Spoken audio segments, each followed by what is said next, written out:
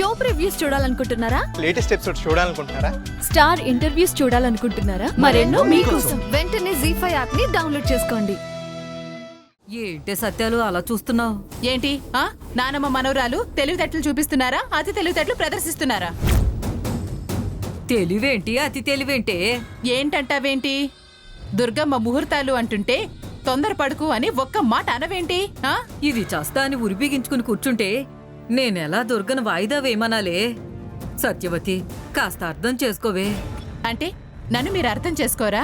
మిమ్మల్ని మాత్రమే నన్ను అర్థం చేసుకోవాలా? జరుగుతున్నవన్నీ చూస్తూ మరి ముహూర్తాలకు ఎలా వెళ్తారు? ముహూర్తం విషయంలో నా అభిప్రాయం ఏంటో మీకు ఇది వరకే స్పష్టంగా చెప్పాను కదా. నువ్వు చెప్పావు నిజమే. ఇప్పుడు మమ్మల్ని ఏం చేయమంటావే చెప్పు. పూజ పూర్తి చెయ్యందే, దోషం తొలగందే పెళ్లి జరగడానికి వీల్లేదు. రేపు శుక్రవారం పూర్తి చేస్తే చాలుగా? నాకు చాలుగా కాదు, దోషం నీకు. నీకెలాంటి నష్టం జరగకూడదని నా బాధ. నువ్వేం కంగారు పడకే. దోషం తొలగంతే, పూజ చెయ్యంతే పెళ్లి జరగనివ్వను, సరేనా? నువ్వు జరగనివ్వడం కాదు, అలాంటి ప్రయత్నం తలపెడితే నేను అడ్డుపడతాను. ఆదిత్య నా కొడుకుతో సమానం.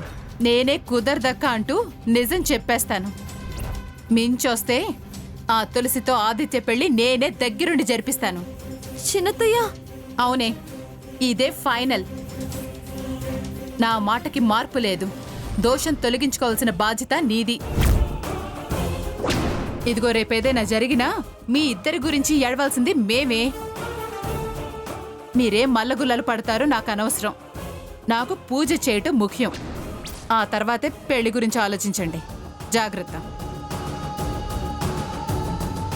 ఏంటి నాన్నమ్మ, చిన్నత్తయ్య కూడా ఇలా మాట్లాడుతుంది? అంటుంది. కాలం కలిసి రాకపోతే తాడే పామై కాటు వేస్తుంది అంటే ఇదే మరి. దోష ప్రభావం మామూలుగా లేదు. దీని విసురు కసురు కూడా అదే. పూజ ముగించకపోతే ఇది పేచి పెట్టేలాగే ఉంది.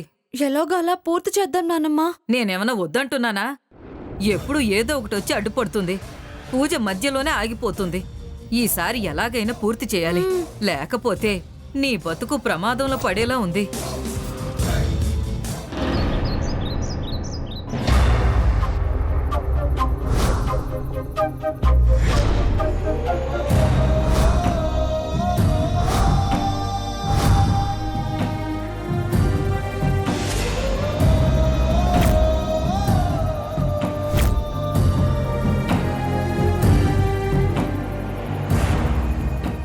ఏంటైనా ఇలా ఎప్పుడు చూసినా ఆలోచిస్తూ పరధ్యానంగా ఉంటున్నారు? గతంలో డ్యూటీలో ఉన్నప్పుడు ఆలోచన గంభీరం, ఇంట్లో చాలా సరదాగా కలివిడిగా ఉండేవారు. ఏమైంది? భుజానికి బుల్లెట్ తగిలిన తర్వాతే ఈ మార్పు.